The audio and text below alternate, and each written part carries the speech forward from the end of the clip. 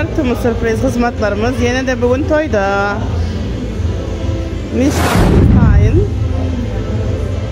Bizimle haberleşmek için TikTok'ta numarlarımız durumdur. İmo'dan hem TikTok'tan hem her yerden ulaşabilirsiniz. Hizmetinizde ilmidama.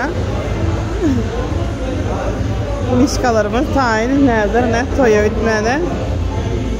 Bugün hem yaşları toyuyla kutlayar. Kamera arkası. Toya adımı tutulayanca mışkalar şu an trenirovka ediyor.